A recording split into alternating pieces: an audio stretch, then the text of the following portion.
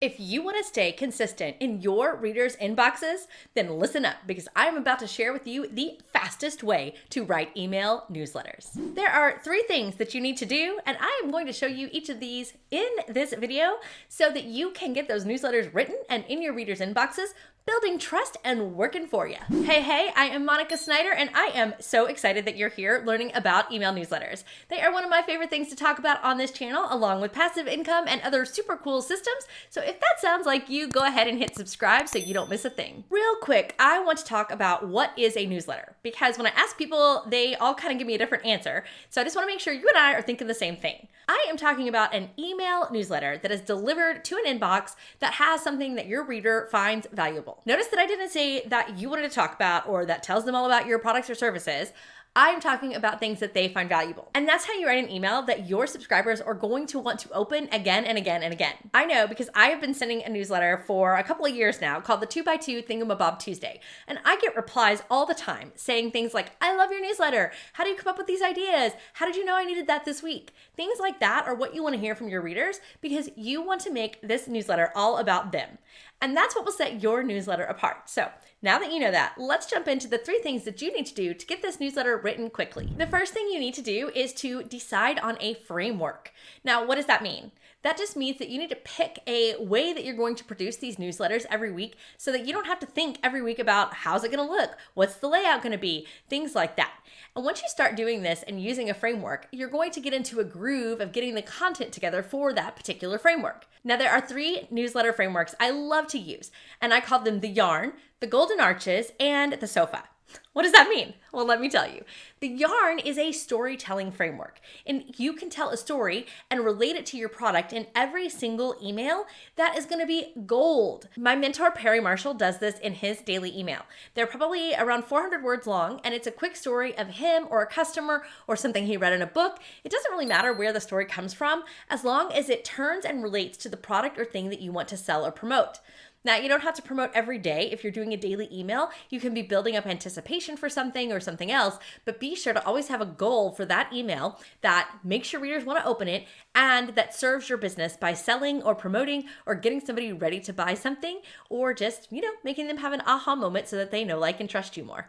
The second type is a curated framework. So you're going to put together 3 to 4 things that you think that your readers will love. This could be as simple as just linking to 3 or 4 things, or you can give a short explanation of why you're linking to it and why you think your reader would find it valuable. I call this the Golden Arches because it reminds me of McDonald's and their I'm loving it slogan, because you want to give your readers something that they are going to love so that they keep opening and reading your emails. Noah Kagan does this very well. He sends out a weekly newsletter with 3 things that are curated that he thinks his readers will like. And guess what? One of them is always a link out to something that he promotes or something that he has a vested interest in. Now, this framework is so easy to produce because you don't have to actually create the content. You simply need to gather it up and give your readers a little bit of juicy tidbit to send them off to that link. The last framework is what I call the SOFA because it has got sections of content that you create for your reader. Now, this is very popular amongst the big editorial newsletters like The Skim or Morning Brew. But they have entire teams dedicated to producing that daily newsletter, so do not feel like you have to do that much. This newsletter is produced by you and your content and your ideas. Now, you can also throw in the stories and the curated contents from the first 2 frameworks, but this one has more like different sections for your reader. This is how I produce my newsletter, the 2x2 Thingamabob Tuesday every week. It has 4 sections. One is something techie, one is something revenue generating for me, one is something inspirational, and then the 4th section is just whatever I feel like my readers would like. And that's how I've structured my newsletter for the SOFA framework. Now, you can structure yours with any kind of sections that you like. You could put in tips and tricks. You could put in stories from your dog. You could put in anything that you think that they would like. I do encourage you to add an inspirational section because everyone likes inspiration. And I think that it's super cool too if you can do reader-generated things. The Skim does this really well. They celebrate people's birthdays and people's wins in a certain section of their newsletter, and I just think that is really super cool. So if you have a bigger audience, that is a cool way to include your readers in the email so that they open up to see if their name is inside. So you're going to choose one of these 3 frameworks to get your email newsletters written fast. You're going to pick to tell stories with the Yarn, or you're going to pick to curate content with the Golden Arches, or you're going to pick sections to produce your own content in sections every week.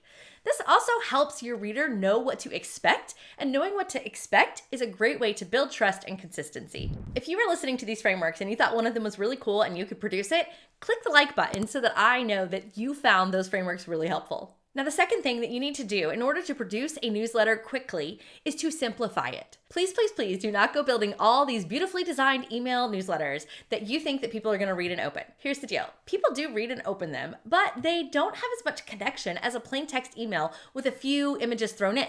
Those feel like they come from a friend and they build trust faster. That's why you'll see all these newsletter examples that I'm showing you follow that framework. But also because it makes it way easier to create the newsletter.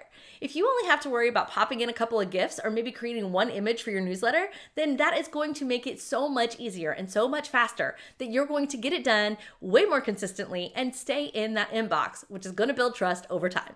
So simplify the production to get your emails written quickly. Now, you've heard me in the first two, and you're probably thinking, how do I handle putting together even a curated newsletter or the stories, or like, where does all this content come from?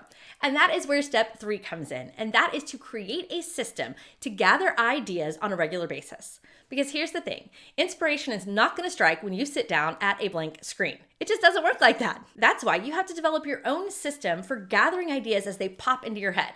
And when are they going to pop into your head? When you're cooking, when you're driving, when you're in the shower, right? Like, they're not going to pop into your head when you're sitting down at a screen forced to write. So think about those places where you get the most ideas and what you have available in order to capture those ideas. For me, I use my phone a lot, and so I will pop them into Slack. Yep, that's right. I'll just send myself a Slack message, and then I know to go look in my Slack when it's time for me to write my newsletter. Now, another way that I do this is if I'm cooking or in the shower, I will talk out to my Alexa device, and I have her hooked up to a to-do list, and I just go look through that to-do list as well, including my Slack. And those are my two systems for idea gathering when I have inspiration strike, because it comes from so many random places. Now, how do you choose what goes into the system? Well, I'm here to tell you, don't be choosy. Just put every idea that pops into your head that you think, oh, my readers would like to know this. Now, here are some extra tips. If you're talking to somebody and they were like, oh, I didn't think about it that way, that is a clue that people don't think about it that way, and that should go in your inspiration file. Now, if you're talking to my mentor, Perry Marshall, and he loves to do this, like he carries his notepad around, and if you say something like that to Perry, he's popping it out and writing it down. So if you have to physically take paper with you to like meetings and stuff, do that as well. Because I'm here to tell you that those brilliant ideas, they just flitter off into the oblivion if you don't get them down on paper or into some sort of system. Another good time that I actually gather inspiration is if I'm doing a training or watching YouTube videos. I will see somebody do something and I think, oh, my readers would need to know that. It's also how I curate some content, because in my newsletter, I do actually send out curated content as well. So just as you go along in your daily work, just be sure to get into this habit of writing these things down. It'll take a little bit and it'll feel a little uncomfortable at first, but keep going, because then when you're sitting down to write your newsletter, you're gonna pull up this list of ideas you had and you're gonna be like, oh, I'm gonna use this, this, and this one. And hey, there's kind of a theme here even, and this is cool. And that is how you use that to write newsletters quickly, so that you don't have to start from a blank piece of paper. And that's how you're gonna write these newsletters fast. You're going to pick a framework, simplify it, and create a system for gathering ideas so that you never have to start from a blank screen. Now, I'm curious, in the comments, will you let me know your favorite newsletter? And if you identified that it was using one of these frameworks, I would love to hear.